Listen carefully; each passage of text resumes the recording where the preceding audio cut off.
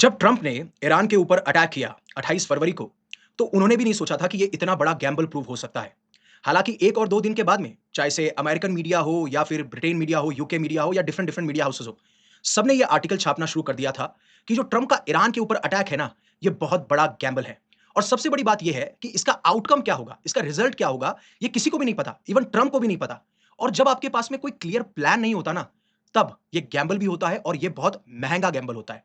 और सबसे खास बात ये है, जब डोनाल्ड ट्रंप इलेक्शन के लिए कैंपेनिंग कर रहे थे, उस टाइम पे वो ये कहते हैं कि मैं बहुत बड़ा ओपोनेंट हूं, मैं बिल्कुल फेवर में नहीं हूं कि हम फॉरएवर वॉर्स लड़ें, जिस तरीके से अफगानिस्तान में लड़ी गई, इराक में लड़ी गई एंड व्हाट नॉट। और फिर इसके बाद में मागा सपोर्टर्स ने इसीलिए तो इन्हें बैक किया कि आप अमेरिका को ग्रेट बनाएंगे। क्यों? क्योंकि आप फॉरएवर वॉर्स के खिलाफ हैं। सोल्जर्स हमारे यहीं तैनात रहेंगे, उनको अलग अलग देशों में नहीं भेजा जाएगा जिनसे कैजुअलिटीज बढ़े। अब हो ये रहा है कि कैजुअलिटीज भी बढ़ रही हैं, हालांकि ईरान के साइड पे ज्यादा है, यूएस के साइड पे कम, बट कैजुअलिटीज बढ़ रही हैं। ऑयल की जो प्राइस है वो हमें ज़्यादा देखने को मिल रही है। हालाँकि 2-3 दिन पहले तो हालत इतने खराब थे कि $115 से ऊपर चले गए। अब अराउंड $90 पर बैरल ये हमें प्राइस देखने को मिल रहा है। और जैसे-जैसे न्यूज़ निकल रही है कि एक ऑयल टैंकर तो इंडिया के गुजरात के पोर्ट पे आने वाला था, उसको भी डिस्ट्रॉय किया जा चुका है या उसके ऊपर भी अटैक हुआ है। तो सब के सब, मतलब यूके मीडिया हो या फिर अमेरिकन मीडिया हो, सब ये कह रहे थे कि ये जो ट्रम्प ने ईरान के ऊपर स्ट्राइक की है ना, ये इनका सबसे बड़ा गैम्बल है। और सिंस इराक वॉर, जब जॉर्ज डब्ल्यू बुश ने इराक के अंदर इन्वेड किया था, अब वन बाय वन मैं आपको हर एक चीज समझाऊंगा। ये वीडियो बहुत डिटेल्ड होने वाला है। अगर थोड़ा सा वीडियो लंबा होता है तो प्लीज देखिएगा।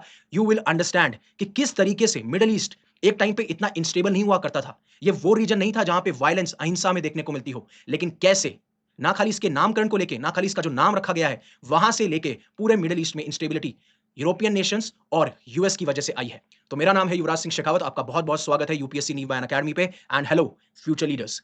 जिस तरीके से आप देख सकते हैं, चाहे वो मैगजीन्स हो, चाहे अमेरिकन मीडिया हो, हर जगह इस गैम्बल के बारे में बात की जा रही थी। अब लेकिन कुछ ऐसे भी सपोर्टर्स थे डोनाल्ड ट्रंप के, जिन्होंने कहा कि ट्रंप ने इतिहास रच दिया है जिस तरीके से उन्होंने ईरान के ऊपर अटैक किया। अब ईरानियन लोगों की बारी है। जिस तरीके से उनको अयतुल्ला अली खमीनी की रिजीम में सप्रेस किया जा रहा है, और जो अभी रिसेंटली प्रोटेस्ट हुए थे, जहां पे नंबर ये निकल के आया था कि 4 से 5,000 लोग मारे गए हैं, क्योंकि ये बार-बार रिपोर्ट किया गया है कि अयतुल्ला अली खमीनी की रिजीम में काफ़ी लोगों को सप्रेस किया जाता था, चाहे से उनके फ्रीडम को लेके हो या फिर जो अभी प्रोटेस्ट हुए, स्पेशली डेडली प्रोटेस्ट, जिसमें नंबर बहुत ज़्यादा है और बहुत ही ज़्यादा वायलेंट वीडियोज़ जो हैं या इमेजेस हैं, वायरल भी हुई। मैं इस पे सवाल नहीं खड़ा करूँगा कि क्या वो रिजीम ऑप्रेसिव नहीं थी? बिल्कुल रिजीम ऑप्रेसिव थी। लेकिन उस रिजीम को उखाड़ फेंकना भी वहाँ के लोगों पे ही डिपेंड करता है कि क्या वो रिजीम को उखाड़ फेंक पाएँगे? क्यों? ऐसा ही आपने नेपाल में भी तो देखा था। ऐसा ही आपने बांग्लादेश में भी तो देखा था। तो क्या वो ईरानियन लोग नहीं कर सकते थे? इसका मतलब साफ-साफ ये था कि आपके काफ़ी सारे इंटरेस्ट ईरान के अंदर हैं और आपने जो स्ट्राइक करी, वो हुआ आपका सबसे बड़ा Gamble. And one by one बताऊँगा कि कैसे इन्होंने पास्ट में गैम्बल किए हैं, और आज जो मिडल ईस्टर्न रीजन हमेशा न्यूज़ में रहता है because of conflicts, because of instability, that is only because of European powers as well as United states. अब एक चीज़ मैं आपको बताना चाहता हूँ, मैं बार-बार आपसे गुहार लगाता हुआ आया हूँ कि जो मेरे सब्सक्राइबर्स हैं, वो मुझे थोड़ा कम देखते हैं, और अगर 25 टू 30% सब्सक्राइबर मुझे देखें तो यूट्यूब उसको पुश भी करेगा, और ये एक हेल्दी इंडिकेटर होता है। फिर उसके बाद में काफ़ी लोगों ने धीरे-धीरे मुझे देखना भी शुरू किया है, 25 टू 30% देखे भी हैं, और फिर उसके बाद में मैंने काफ़ी वीडियोज़ भी बनाए, और जब आपसे मैंने गुहार लगाई कि प्लीज़ आप सब्सक्राइब कीजिए, उसका इम्पैक्ट देखिए। ये जो एक वीडियो मैंने बनाया था 3-4 दिन पहले, उसपे मेरे 10,000 व्यूज़ हैं और 147 सब्सक्राइबर्स हैं। Can you understand the power of you? आप जब मुझे देखते हैं तो यूट्यूब पुश करता है। जब आप सब्सक्राइब करते हैं तो यूट्यूब को लगता है कि यस, ये ऐसी ऑडियंस तक पहुंच रहा है जो मुझसे जुड़ना चाहती है। तो प्लीज अगेन मैं गुहार लगाऊंगा, आप सब्सक्राइब कीजिए। और ऐसा वीडियो आपने कभी नहीं देखा होगा। उससे पहले अनअकैडमी अपने लोएस्ट प्राइस लेके आया है ever in the history of Unacademy, 16,999। Description में आपको लिंक मिल जाएगा। अब जब भी हम मिडिल ईस्टर्न रीजन की बात करते हैं तो आपको मोस्टली ये वाला रीजन जो है सबसे ज्यादा प्रोमिनेंट मुख्य तौर पे देखने को मिलता है। बट बात यहां पे ये है कि इसे मिडिल ईस्ट ही क्यों बोला जाता है? इस मिडिल ईस्ट के पीछे का क्या रीजन है? और मिडिल है तो किसका? और ईस्ट है तो कहां? और खास बात यह है कि ज्योग्राफी के बेसिस पे मिडिल ईस्ट नाम नहीं रखा गया है। और आपको लगता हो कि मिडिल ईस्ट जो है वो एक न्यूट्रल टर्म है, ऐसा बिल्कुल भी नहीं है। ये आया था ब्रिटिश एम्पायर से। अब आप सोचिए, मतलब जिस जगह का नाम ही ब्रिटिश एम्पायर की वजह से पॉपुलर हुआ, तो कहां से इंपैक्ट ना दिखेगा? इंपैक्ट बिल्कुल आपको देखने को मिलेगा। और ये एक वेस्टर्न स्ट्रेटेजिस्ट थे जिन्होंने ये नाम दिया। अब होता क्या था, ये लोग यूरोप को सेंटर मानते थे मैप का, और वहां से स्पेशली लंदन से ये सारे डिस्टेंस को लेबल करते थे। राइट? तो यहां पे यूरोप को सेंटर मान के लंदन को सेंटर माना जाता था, और लंदन से फिर ये डिस्टेंस को लेबल किया जाता था, जहां से ये मिडिल ईस्ट नाम रखा। मतलब आप ये सोचिए, मिडिल ईस्ट नाम भी वहां से नहीं आया है जहां पे लोग रहते हैं। मतलब जो लोग वहां रहते हैं उनके द्वारा ये नाम नहीं दिया गया। ये नाम भी वेस्टर्न पावर्स के द्वारा क्रिएट किया गया था, स्पेशली ब्रिटिश एम्पायर के दौरान। और इसमें सबसे अहम रोल, ये जो फ्रेज है, वो 1902 में पॉपुलराइज किया जाता है अल्फ्रेड थायर महान के द्वारा, जो कि एक अमेरिकन नेवल स्ट्रेटेजिस्ट थे। जब वो ब्रिटिश सी रूट्स के बारे में बात कर रहे थे, ब्रिटिश एम्पायर के इंटरेस्ट के बारे में बात कर रहे थे, तब वो मिडिल ईस्ट को डिस्क्राइब करते थे एक ऐसी लैंड एक ऐसी धरती जो कि यूरोप और इंडिया के बीच में है। मतलब कोई ज्योग्राफिकल सेंस है ही नहीं। आपने यूरोप को सेंटर मान के और लंदन से डिस्टेंस को लेबल करके आपने अपने हिसाब से बात रख दी। यानी कि ये टर्म न्यूट्रल तो है ही नहीं। और जब आप इसको मैप पे भी देखेंगे तो जहां पे आपको ये यूरोपियन रीजन दिखता है और ये इंडिया दिखता है, तो यहां पे इसके बीच में आप इसको मानते हैं। तो जब आप यूरोप और इंडिया के बीच में जो रीजन है, that's why it is called middle. और लंदन के क्या है? लंदन के हैं ये ईस्ट में, एंड दैट्स व्हाई इस नेम इज मिडल ईस्ट। मतलब कोई ज्योग्राफिकल फीचर नहीं है ये। अगर आपको लगता हो कि ये ज्योग्राफी के बेस पे नाम दिया गया है, नहीं। दैट्स इट कि यूरोप और इंडिया के बीच में है, दैट इज मिडल। लंदन से ईस्ट में है, लंदन से अगर आप डायरेक्शन देखेंगे तो ईस्ट की तरफ है, पूरब की तरफ है, इसलिए इसका नाम मिडल ईस्ट रख दिया गया। लेकिन ये नहीं पूछा गया कि वहां के लोग क्या चाहते हैं इसका नाम, और शुरुआत वहीं से गड़बड़ हो गई। हालांकि आप देखेंगे स्कॉलर्स और गवर्नमेंट जो है इसको वेस्ट एशिया, नॉर्थ अफ्रीका इस नाम से भी जानते हैं, और वो ज्योग्राफिकली थोड़ा सेंस बनाता है। फॉर एग्जांपल, अगर आप इस रीजन को एशिया बोलते हैं, तो इस एशिया के पश्चिम में आपको ये पड़ता है रीजन, इसलिए इसको वेस्ट एशिया कहा गया। अफ्रीकन रीजन के नॉर्थ में पड़ता है, इसलिए इसे नॉर्थ अफ्रीकन कहा गया। बट बात यहां पे ये हुई ना कि अब इसका इतना ज्यादा प्रचलन हो चुका है, इतना ज्यादा इसको इस्तेमाल किया जाता है, जैसे डिप्लोमेसी हो, जर्नलिज्म हो, एजुकेशन हो, कि अब ये नाम हर कोई इसी तरीके से बोलता है। मिडल ईस्ट, कोई वेस्ट एशिया नहीं बोलता, कोई नॉर्थ ऑफ अफ्रीका नहीं बोलता, और कोई ये भी नहीं सोचता कि जो वहां के लोग रह रहे हैं वो इसका नाम क्या रखना चाहते हैं। बट अगर अब ये नाम चेंज करना भी चाहें, तो सबसे बड़ा सवाल ये होगा कि किसके पास में पावर है इस रीजन को नाम देने की, और इसके ऊपर अगर डिस्प्यूट खड़ा हो गया तो फिर क्या। अगर आप मुझसे पूछेंगे मेरा ओपिनियन, तो मुझे लगता है कि वहां की जितनी भी कंट्रीज हैं, अगर वही डिसाइड करें या वहां के लोग ही डिसाइड करें, तो ये ज्यादा बेटर होगा। और अगर मान लीजिए उसमें भी डिफिकल्टी आती है, तो आप इसे वेस्ट एशिया और नॉर्थ अफ्रीका बोलिए, मुझे लगता है वेस्ट एशिया बोलिए। लेकिन अगेन फिर आप एशिया के रेफरेंस में इस पे बात कर रहे हैं। पहले आप ज्योग्राफिकल बात नहीं कर रहे थे, अब आप ज्योग्राफिकल बात कर रहे हैं, लेकिन आपने मिडिल ईस्ट की बात तो करी नहीं। लेकिन क्या मिडिल ईस्ट हमेशा से वायलेंट था, जो आज हम समझते हैं? हम मिसअंडरस्टूड करते हैं कि अरे ये रीजन तो हमेशा से वायलेंट ही रहा होगा। ठीक है, वॉर्स लड़ी गई हैं, एम्पायर्स बहुत सारे आए हैं, एम्पायर्स बड़े हैं, गिरे हैं, व्हाट नॉट। बट उसके पीछे रीजन क्या है? और स्पेशली तब जब डेमोक्रेसी आ रही है, धीरे-धीरे हमें नेशन स्टेट कंट्रीज देखने को मिल रही है, नेशन देखने को मिल रहे हैं। तब से तो हमें यह सोचना पड़ेगा ना कि क्यों मिडिल ईस्ट का रीजन इतना अनस्टेबल है। अब 3000 बीसी में उस टाइम पे अगर आप देखेंगे तो पहली अगर कोई परमानेंट सेटलमेंट आपको देखने को मिलता है, तो वो देखने को मिलता है मेसोपोटामिया के फॉर्म में। मेसोपोटामिया को ग्रीक में बोलते हैं ऐसी धरती जो 2 रिवर्स के बीच में है, और यहाँ पे 2 रिवर्स हैं, तिग्रिस और यूफ्रेट्स रिवर्स। जिस तरीके से आप ये देख सकते हैं, ये यूफ्रेट्स रिवर्स है, ये तिग्रिस रिवर्स है, और मेसोपोटामिया में आपको इराक, सीरिया, तुर्की वाला रीजन इसके अंदर आता है। इस रीजन ने सबसे पहले देखा कि विश्व की फर्स्ट सिटीज कहाँ हुई। लॉज, जो कानून लिखे जाते थे, वो लिखे गए थे, रिटन लॉज थे। रिलीजन को ऑर्गेनाइज किया जाता था, ट्रेड सिस्टम पॉपुलर फॉलो किया जाता था। हाँ, थाउजेंड्स ऑफ ईयर्स में आप देखेंगे बहुत पावरफुल एम्पायर्स बने और बिगड़े और गिरे, चाहे वो सुमेरियंस थे या बेबोलियंस थे, एसेरियंस थे, पर्शियंस थे, ग्रीक्स, रोमन्स, और फिर उसके बाद में इस्लामिक कैलिफेट्स। ऐसे काफी सारे एम्पायर आते गए। और स्पेशली जब हम 7th सेंचुरी की बात करते हैं, तो इस्लाम जो है वो अरेबिया, जिसे आज हम अरेबियन पेनिनसुला बोलते हैं, यहाँ पे आप देख सकते हैं ये अरेबिया रीजन है, जिसे हम अरेबियन पेनिनसुला कहते हैं, जो आज के फॉर्म में आप देखते हैं Saudi Arabia, UAE, Yemen, Oman, Qatar, Kuwait and what not. तो जब 7th सेंचुरी में इस्लाम इमर्ज हुआ अरेबिया में, और फिर धीरे-धीरे वो अक्रॉस द रीजन फैलने लगा, उस टाइम तक भी कहा जाता था कि मिडल ईस्ट जो था वो पॉलिटिकली स्टेबल था, और इस्लामिक एम्पायर्स के अंदर वो इंटेलेक्चुअली एडवांस कर रहा था। हाँ, शिया और सुन्नी डिवाइड हमें देखने को मिलता था, और अगर आपको पता है शिया सुन्नी का डिवाइड क्या है, तो प्लीज आप बताइएगा। मैं आपको एक हिंट दे देता हूं, जब प्रॉफेट मोहम्मद की मृत्यु होती है, उसके बाद में किसको लीडर बनना चाहिए, कौन लीडर होगा, कौन खलीफ होगा, वो उस डिफरेंसेस के बेसिस पे शिया सुन्नी डिवाइड हुआ। अब हालांकि इनके अपने अपने डिफरेंसेस थे, लेकिन इसकी वजह से हमें ये नहीं देखने को मिलता कि कॉन्स्टेंटली वहां वॉर्स हों या कॉन्स्टेंटली हमें इंस्टेबिलिटी देखने को मिलती है। राइट? और फिर उसके बाद में आप देखेंगे कि पहले आपके ममलुक ममलुक डायनेस्टी भी थी, बाइजेंटीन एम्पायर था, उमायद कैलिफेट था, फिर अब्बासीद कैलिफेट था। ऐसे अलग-अलग कैलिफेट आते गए, अलग-अलग एम्पायर्स। इसी इस्लाम जब प्रिवेल करता है, इमर्ज करता है अरेबियन पेनिनसुला में, तब हमें देखने को मिलता है। लेकिन स्टेबिलिटी की अगर बात करूं, तो 1500 से 1918 में, हालांकि वर्ल्ड वॉर 1 से पहले ऑटोमन रूल हुआ करता था। ये सारी चीजें इसलिए बता रहा हूं क्योंकि जिससे आप रिलेट कर पाएं चीजों को, कि मिडिल ईस्ट का नाम किसी और ने दिया है। मिडिल ईस्ट की अगर आप हिस्ट्री देखेंगे, बहुत ब्रीफली बता रहा हूं, कि इसमें ऐसा कभी हमें देखने को नहीं मिला कि बहुत बड़े लेवल पे कन्फ्लिक्ट हुए हों। और स्पेशली कन्फ्लिक्ट तब ज्यादा इंपॉर्टेंट करते हैं जब आपने बाउंड्रीज को डिमार्क कर दिया है। यानी अब आपने बता दिया है कि ये सीरिया है, ये इराक है, ये लेबनान है, ये यूएई है, ये ओमान है, तो अब तो नहीं होनी चाहिए कन्फ्लिक्ट। और कन्फ्लिक्ट भी होने चाहिए तो ऐसे कन्फ्लिक्ट होंगे, अगर कन्फ्लिक्ट होते भी हैं तो आपस में सुलझा लिए जाए। हालांकि चीजें बहुत कॉम्प्लेक्स होती हैं, बट इसके पीछे आप देखिए नामकरण से लेकर अब जो इंस्टेबिलिटी आने वाली है ना, उसमें कैसे यूरोपियन पावर्स और यूएस का इन्वॉल्वमेंट है। अब 16वीं सेंचुरी तक आते आते मिडिल ईस्ट लगभग ऑटोमन एम्पायर के रूल में था। अब ऑटोमन एम्पायर भी बहुत फ्लेक्सिबल सिस्टम था। क्यों? क्योंकि बॉर्डर्स इतनी रिजिड नहीं थी। मतलब ऐसा नहीं है कि आपने अगर मान लीजिए एक जगह से दूसरी जगह अगर क्रॉस भी कर लिया तो आपको कोई गोली मार देगा या आपको कोई टारगेट कर देगा या आपको कोई पनिशमेंट दे देगा, ऐसा कुछ नहीं था। आइडेंटिटीज लोकल थी। मतलब लोकल लेवल पे ज्यादा लोग रिलेट करते थे कि मेरी प्रजाति कौन सी है, मैं कौन से ट्राइब से आता हूं, मैं कौन से सेक्ट में हूं, मैं कौन सी सिटी से बिलोंग करता हूं। कोई झंडे नहीं हुआ करते थे, और सारे के सारे रिलीजन एक साथ कोएग्जिस्ट करते थे। जब तक ये सऊदी अरेबिया, इराक, जॉर्डन, ये कोई एग्जिस्ट नहीं करता था, इसलिए तो बॉर्डर्स नहीं थी उतनी rigid. But world war one जैसे ही खत्म होता है, क्योंकि वर्ल्ड वॉर वन में क्या हुआ था, ऑटोमन्स जर्मनी के साथ में लाइन करते थे, और जब जर्मनी हार जाती है तो जो ब्रिटेन और फ्रांस थे वो विक्टोरियस होते हैं, वो जीत जाते हैं वर्ल्ड वॉर वन को। एंड तब से मिडिल ईस्ट की रियल ट्रेजेडी शुरू होती है। क्यों? क्योंकि हुआ ये कि किस तरीके से यूरोप ने रीजनल बैलेंस को डिस्ट्रॉय किया। अब ब्रिटेन और फ्रांस ने मिडिल ईस्ट को अपने बेसिस पे, अपने इंटरेस्ट पे कार्व आउट करना शुरू किया। मतलब उन्होंने ये नहीं देखा कि ग्राउंड पे क्या रियलिटीज़ हैं। उन्होंने ये नहीं समझा कि कौन से सेक्ट हैं जो राइवल सेक्ट हैं, कौन सी ट्राइब्स एक साथ रहती हैं, कौन से ग्रुप्स को एक साथ रखना चाहिए, कौन से नहीं रखना चाहिए। उन्होंने उनसे कोई मतलब नहीं था। उन्होंने बस आर्टिफिशियली एक लाइन खींच दी, बाउंड्री बना दी, जिसमें जो राइवल सेक्ट्स थे वो एक साथ आ गए। अब चाहे से वो सुन्नी अरब्स हों, शिया अरब्स हों या कुर्द्स हों, उनको एक साथ रख दिया गया, मर्ज कर दिया गया, जिनकी कोई लिटिल बहुत ही कम पॉलिटिकल हिस्ट्री है। अब हुआ ये कि सीरिया और लेबनान को आपने डिवाइड कर दिया, जिससे आपका फ्रेंच का इन्फ्लुएंस बना रहे, और पैलेस्टीन आ गया ब्रिटिश कंट्रोल में। और ऐसा हुआ क्यों? ऐसा हुआ इसलिए क्योंकि ब्रिटिशर्स ने और फ्रांस ने, या फिर ब्रिटेन ने और फ्रांस ने ऐसे प्रोमिसेस कर दिए जो सेंस नहीं बनाते थे। पहला उन्होंने अरब लीडर्स को यह कहा कि हम आपको इंडिपेंडेंट स्टेट देंगे अगर आप हमारे साथ में मिलकर ऑटोमन एम्पायर के अगेंस्ट रिवॉल्ट करते हो तो। और दूसरा, बाल्फोर डिक्लेरेशन के तहत, क्योंकि पैलेस्टीन जो था ब्रिटेन के कंट्रोल में था, उन्होंने ये कहा कि हम आपके लिए एक नेशनल होम देंगे, एक ज्यूइश पीपल के लिए, ज्यू लोगों के लिए हम पैलेस्टीन के अंदर ही एक नेशनल होम या एक ऐसा स्टेट या ऐसा नेशन बनाएंगे। अब ये आपस में ही कॉन्ट्राडिक्ट कर रहे थे। और जब पावर एंड होती है तो ब्रिटिशर्स ने और फ्रेंच ने लाइन खींचना शुरू कर दिया, जिससे कि आज आपको इराक, सीरिया, लेबनान, ये सारी बाउंड्रीज या फिर ये सारे नेशन देखने को मिलते हैं।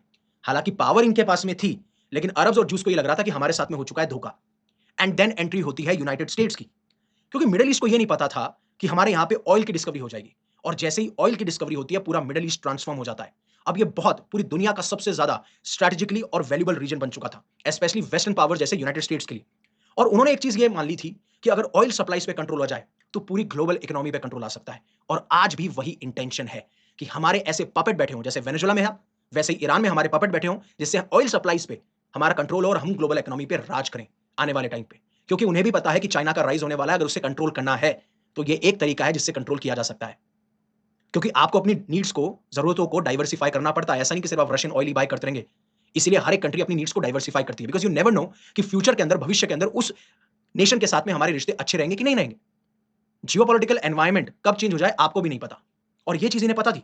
और इसीलिए ये जो डेमोक्रेसी का हवाला देते हैं यूनाइटेड स्टेट्स बार बार कि हमें डेमोक्रेसी लेके आनी है, इनके लिए ये चीज सेकेंडरी थी। इनके लिए इंपॉर्टेंट था कि क्या स्टेबल है ये रीजन, और जो भी राजा बैठा है या जो भी नेशन स्टेट में कोई भी इंसान बैठा है, क्या वो हमारे लिए लॉयल है। इसलिए यूएस और उनके अलाइज ने इवन जो रूलर्स मोनार्की थे, जो राजा बैठे थे, अथॉरिटेरियन रूलर्स थे, उनको सपोर्ट करना शुरू किया। क्यों? अगर आप हमारे इंटरेस्ट का ध्यान रखते हैं, हम आपके इंटरेस्ट का ध्यान रखेंगे। और इसीलिए फॉरेन पावर्स ने इवन अनपॉपुलर रिजीम्स को भी बैक किया। मतलब उन रिजीम्स को जिनके प्रति लोगों में बहुत गुस्सा था, और उन्हें उस टाइम तो रियलाइज नहीं हो रहा था, बट ये गुस्सा बाद में एक्सप्लोर होने वाला था। और तब शुरू होता है अमेरिका का पहला गैम्बल, दैट इज ईरान। अब ईरान के साथ क्या हुआ? 1950s में आप अगर देखेंगे तो मिडिल ईस्ट के अंदर बहुत कम कंट्रीज थी जिनमें डेमोक्रेसी थी, और स्पेशली ईरान के अंदर उस टाइम डेमोक्रेटली इलेक्टेड लीडर थे मोहम्मद मोसादेक, और बहुत सारे ईरानियंस उनको सपोर्ट भी करते थे। और यहां तक मैं आपको यह बात बताऊं कि जो ईरान के रिसोर्सेस थे, उनके ऊपर ये चाहते थे जो फॉरेन पावर्स का कंट्रोल है वो धीरे धीरे कम हो, और इसमें भी ईरानियंस ने इनको सपोर्ट किया, क्योंकि जो मोस्ट ऑफ द ऑयल था वो कंट्रोल किया जाता था ब्रिटिश कंपनीज के द्वारा। अब जब इन्हें लगा कि मोसादेक जो है इन ईरान के ऑयल रिसोर्सेज को और बाकी रिसोर्सेज को नेशनलाइज कर रहे हैं, मतलब जो भी काम होगा, जो भी रेवेन्यू आएगा, वो सारा का सारा ईरान के पास में आएगा। और इसीलिए ब्रिटेन को गुस्सा आ जाता है, और ब्रिटेन को यह लगता है कि अब तो जो हमारा इंपॉर्टेंट सोर्स ऑफ वेल्थ है, जो कमाई का हिस्सा है, इंपॉर्टेंट हिस्सा है, वो खत्म हो जाएगा। और इसीलिए ब्रिटेन क्या करता है, यूनाइटेड स्टेट्स को कन्विंस करता है कि आज के टाइम पे जो डेमोक्रेटिक इलेक्टेड लीडर हैं मोहम्मद मोसादेक, वो सोवियत यूनियन के साथ में जाके मिल सकते हैं, क्योंकि उस टाइम चल रहा था cold war era. United states नहीं चाहता था कि यूएसएसआर का इन्फ्लुएंस बढ़े, और यूएसएसआर नहीं चाहता था यूएस का इन्फ्लुएंस बढ़े। और इसी वजह से 1953 के अंदर ईरान के अंदर होता है कू, जिसमें यूएस की सीक्रेटिव इंटेलिजेंस एजेंसी सीआईए और British secretive intelligence agency MI6 एक साथ काम करके इनको सत्ता से हटा देती है। तो पहला गैम्बल किसने खेला? अमेरिका ने। आपने ही नाम दिया मिडिल ईस्ट में, आपके ही लंदन के बेसिस पे, फिर उसके बाद में आपने ही डिवाइड किया वर्ल्ड वॉर 1 के बाद में, फिर आप ही ग्राउंड पे क्या रियलिटीज थी आपने उसके बारे में कुछ नहीं सोचा। आपने सेक्स के बारे में नहीं सोचा, राइवल ग्रुप्स के बारे में नहीं सोचा, फिर आपने बाउंड्रीज खींच दी, जिसकी वजह से आज भी आपको इजराइल पैलेस्टीन इशू देखने को मिल रहा है। उसके बारे में कभी बात करूंगा, वो आउट ऑफ कंटेक्स्ट है। बट जब ये होता है तो इनको हटा दिया जाता है, और फिर आते हैं the Shah of Iran Mohammad Reza Pahlavi. क्यों? हालांकि ये थे ऑथोरिटेरियन मोनार्क, यानी ये थे राजा, लेकिन इन्हें पता था कि ये वेस्टर्न जो इंटरेस्ट है, यूएस के इंटरेस्ट और बाकी जो नेशंस है, यूरोपियन नेशंस है, उनके इंटरेस्ट को सर्व कर रहे हैं, तो इनको बैक किया जाएगा। एंड देन 1979 में जब इस्लामिक रिवॉल्यूशन होता है, जिसमें रुहुल्लाह खमीनी आते हैं, जो कि बिल्कुल एंटी अमेरिकन थे, क्योंकि उन्हें इतना पता था कि इन्हीं की वजह से आज मिडिल ईस्ट के अंदर इंस्टेबिलिटी हमें देखने को मिलती है। उनकी सरकार कैसी है, उनकी रिजीम कैसी है, वो एक अलग बात है, बट उन्हें यह रियलाइज हो चुका था कि दे आर एंटी ईरान, और वो भी एंटी अमेरिकन थे, क्योंकि वो देख चुके थे कि किस तरीके से, और ये गुस्सा लोगों में ही था, कि आपने बॉर्डर्स खींच दी, आपने अनपॉपुलर रिजीम को सपोर्ट किया, आपने हमारी इच्छा तो पूछी ही नहीं, हम क्या हैं? और आपने अपने इंटरेस्ट के हिसाब से जिसको हटाना था उसको हटाया, जिसको नहीं हटाना था उसको नहीं हटाया क्योंकि आपके इंटरेस्ट बने हुए थे। देन दूसरा, अफ़गानिस्तान। अब आप पूछेंगे, मान लीजिए कि अगर डेमोक्रेसी तब से चली आ रही होती ईरान के अंदर, तो क्या आज ईरान के अंदर शायद वो कंडीशन होती जो आज है? तो कहीं न कहीं इनडायरेक्टली डायरेक्टली आप रिस्पांसिबल तो यूनाइटेड स्टेट्स को ठहरा सकते हो ना, तो दैट वाज़ द गैम्बल। सफर कौन कर रहा है? यूनाइटेड स्टेट्स नहीं, सफर कर रहे थे वहां के लोग, जो भी लोग सप्रेस हुए, ऑप्रेस हुए। दूसरा गैम्बल, जब 1979 में सोवियत यूनियन ये डिसाइड करता है कि हमें अफगानिस्तान को इन्वेड करना पड़ेगा क्योंकि उस टाइम पे प्रो सोवियत यूनियन लीडर वहां पे थे और उन्हें लग रहा था कि वो भी कहीं ना कहीं यूएस के साथ में साइड कर सकते हैं, तो पहले उनकी सत्ता को हटाना था और एक प्रो सोवियत यूनियन लीडर लाना था। जब यूएस को ये अपॉर्चुनिटी दिखती है जिमी कार्टर और रोनाल्ड रीगन के तहत, तो अमेरिका उस टाइम पे जो इस्लामिक फाइटर्स होते हैं जिन्हें मुजाहिदीन कहा जाता है उनको फंडिंग देती है, उनको आर्म किया जाता है, पाकिस्तान की मदद ली जाती है और तब सोवियत इस कॉस्टली वॉर में ट्रैप हो जाते हैं और उनकी स्ट्रैटेजी सक्सीड कर जाती है अमेरिका की, जिसकी बात से कहा जाता है कि ये one of the most important reason था कि सोवियत यूनियन का डिसइंटीग्रेशन हुआ। सोवियत विड्रॉ कर जाते हैं, स्ट्रैटेजी इनकी पार्शली सक्सीड होती है, बट इन्होंने किया क्या? इन्होंने जन्म दिया अल-कायदा और तालिबान को। अगेन एक गैम्बल इन्होंने खेला, लेकिन क्रिएट प्रॉब्लम कहां हुई? मिडल ईस्ट में। क्रिएट प्रॉब्लम कहां हुई? टेररिज्म कहां फैला? पूरे के पूरे इस रीजन में। और उसका जब स्वाद इन्होंने 9/11 में चखा, जब इनके ट्विन टावर्स पे अटैक होता है, तब ये यूएस ये डिसाइड करता है कि हम अपने एलाइज के साथ में, कोएलिशन के साथ में अफगानिस्तान में इन्वेड करेंगे। क्यों? क्योंकि उस टाइम में अल-कायदा के लीडर जो ओसामा बिन लादेन थे, रिपोर्ट्स ये थी कि तालिबान उनको पनाह दे रहा है। तालिबान ने साफ-साफ मना कर दिया और ये इन्वेड करते हैं। हालांकि तालिबान को इन्होंने सत्ता से हटा दिया था 1996 से 2001 के बीच में। बट यूएस ने एक बहुत बड़ी मिस्टेक कर दी। यूएस चाहता था कि जो डेमोक्रेसी उनके यहाँ जिस तरीके से फॉलो की जाती है, वैसी डेमोक्रेसी हमें अफगानिस्तान में लानी पड़ेगी। उसमें करप्शन बढ़ा, लोकल लीडर्स की जो लेजिटिमेसी थी वो खत्म हो गई, तालिबान दोबारा से रीग्रुप हो गया और आपको पता है 20 साल बाद जब ये निकल जाते हैं, तो 2021 में तालिबान ने दोबारा से सरकार बना ली। ट्रिलियंस ऑफ डॉलर्स खर्च हुए, हज़ारों की जानें गईं और फिर 2021 में यूएस विथड्रॉ कर लेता है, गैम्बल पूरा का पूरा कंप्लीटली फेल हो गया। आप तो डेमोक्रेसी इंस्टॉल करने आए थे, डेमोक्रेसी नहीं, डोमिनेंस। डेमोक्रेसी को इंस्टॉल करने ही नहीं आए थे। एंड देन आता है 2003 का सबसे बड़ा Gamble, that is American Gamble, जो आप ईरान के साथ भी देख सकते हैं। 2003 में यूनाइटेड स्टेट्स ये कहता है कि हम इराक में इसलिए इन्वेड कर रहे हैं क्योंकि हमें लगता है सद्दाम हुसैन के पास में वेपन्स हैं मास ऑफ डिस्ट्रक्शन के। अब यूएस गवर्नमेंट ने ये कहा कि बहुत डेंजरस केमिकल और न्यूक्लियर वेपन्स हैं। लेटर जब इन्वेस्टिगेशन हुई तो ऐसे कोई वेपन्स मिले नहीं। इन्वेजन की वजह से सद्दाम हुसैन को क्विकली पावर से हटा दिया गया और उसके बाद में जब गवर्नमेंट कोलैप्स हो गई तो कंट्री अनस्टेबल हो गई और यहां तक कि यूएस ने जो इनकी इराक की आर्मी थी या जो बहुत सारे गवर्नमेंट इंस्टीट्यूशन थे उनको भी खत्म कर दिया। उसकी वजह से हजारों की तादाद में जो मैन थे वो जॉबलेस हो गए। अब जब आप जॉबलेस हो गए तो वायलेंट कन्फ्लिक्ट शुरू होना हुआ और वहां पे फिर हमें सुन्नी और शिया ग्रुप्स के बीच में बहुत सारे कन्फ्लिक्ट देखने को मिलते हैं। बहुत लंबी वॉर चलती है, पूरा रीजन सिविल वॉर से जूझ रहा था एंड देन जन्म होता है Islamic State of Iraq and Syria का। अगेन आपका गैम्बल, आपने वेपन्स ऑफ मास डिस्ट्रक्शन कहा, जिस तरीके से आप आज ये कह रहे हैं कि ईरान के पास में न्यूक्लियर वेपन है, जो आप कहते हुए आ रहे हैं। अगेन आप चाहते हैं कि वहां पे रिजीम चेंज हो, हमारा पपेट बैठे, हमारे हिसाब से चीजें हों, ऑयल पे हमारा कंट्रोल हो। वैसा आपने यहां भी करने की कोशिश करी, लेकिन फिर आपने भी देखा होगा जब Islamic State of Iraq and Syria बढ़ा था, तो यूएस क्या है? Ultimately US is a terrorist organisation. Why? Because they are creating terrorist. इसके ऊपर कोई सवाल नहीं पूछता। Pakistan might be a puppet, it's a terrorist state, they sponsor the terrorist, but US create the terrorism. क्योंकि आपने जब-जब गैम्बल खेले, तब तभी तो ये हुआ। तालिबान का राइज़, अल-कायदा का rise, Islamic State of Iraq and Syria का राइज़, लेकिन उसके ऊपर कोई सवाल नहीं पूछेगा। क्यों? Power wins. लेकिन पता सबको है ये। और फिर धीरे-धीरे इराक का जो इन्फ्लुएंस है वो इराकी पॉलिटिक्स में, रीजनल अफेयर्स में बढ़ने लगा और आज आप देखते हैं कि जब Iranian backed Iraqi militants attack करते हैं, वहाँ पे अलग-अलग यूएस के एसेट्स पे, तो वो इसी का नतीजा है। और अब रिपोर्ट्स क्या निकल के आ रही है, ट्रम्प ये कह रहे हैं कि प्रैक्टिकली कुछ भी नहीं बचा है कि मैं ईरान में कोई टारगेट करूँ। और वो क्लेम करते हैं कि मैं एंड कभी भी, ये जो वॉर है मैं कभी भी खत्म कर सकता हूँ, any time I can and it. और यही तो बोलेंगे और क्या बोलेंगे? आपके पास में कोई टारगेट नहीं बचे, ईरान के पास में बहुत टारगेट बचे हैं। ईरान अलग-अलग एयरपोर्ट पे अटैक कर रहा है, एनर्जी इंफ्रास्ट्रक्चर पे अटैक कर रहा है, ऑयल टैंकर्स पे अटैक कर रहा है। आप भी अलग तरीके से अटैक कर रहे हो क्योंकि अब आपको पता चल चुका है कि now I have literally played a gamble. और इनके पास में 3 ऑप्शंस क्या हैं? ऑप्शंस क्या ज़्यादा से ज़्यादा? एक ऑप्शन अगर मैं बोलूँ, तो ये बोलेंगे कि जो हमारे ऑब्जेक्टिव्स थे, जो हमारे एम थे, वो हमने कंप्लीट कर लिए हैं, हमने अचीव कर लिए हैं, जैसा ये बोल रहे हैं। और फिर उसके बाद में ये वॉर रुकवा देंगे, मीडिएट करवा देंगे और पूरी पब्लिक को बता देंगे हमने ऐसा किया। लेकिन जो गल्फ स्टेट है वो ये रियलाइज़ कर लेंगे कि अमेरिकन पावर अब धीरे-धीरे खत्म हो रही है। और एट द एंड जो आपका एम था रिजीम को चेंज कराना, हाँ, ये हो सकता है आपको सुनने में मिले कि ईरान बोल दें कि आप हमसे जब अप्रोच करेंगे तभी हम बात करेंगे और शायद रशिया इसके अंदर थोड़ा हेल्प कर दे और फिर उसके बाद में ये डिसाइड करें कि नहीं, हम न्यूक्लियर वेपन को नहीं बनाएँगे। एंड देन ईरान को लगेगा कि हाँ, ठीक है, आप जो करने आए थे वो तो आप कर नहीं पाए, तो वी हैव वॉन। बट ये इस तरीके से क्लेम करेंगे। दूसरा है कि आप अपने ट्रूप्स को ग्राउंड पे भेज दो। अगर ऐसा होता है तो it is going to be deadly. जिस तरीके से आपके अफगानिस्तान में हुआ, 20 साल तक लटके रहे, इराक में हुआ, वैसा ही गैम्बल अगर आप खेलोगे तो वही ट्रिलियंस ऑफ डॉलर्स खर्च होंगे, हज़ारों की जानें जाएँगी और फिर एट द एंड होगा कुछ नहीं। और तीसरा है आप न्यूक्लियर वेपन का इस्तेमाल कर लो, वो आप करोगे नहीं और आपने कर दिया तो वर्ल्ड वॉर 3 रियल में देखने को मिल जाएगा। तो हर जगह से आपका फेलियर ही है and that's why this Gamble will prove them costly. और यही चीज़ अब ट्रम्प को भी सपोर्ट समझ में आ रही है। तो आई होप आपको पूरी पिक्चर क्लियर हुई होगी जो मैं आपको समझाना चाहता था। Please like this session, share this session and subscribe this channel.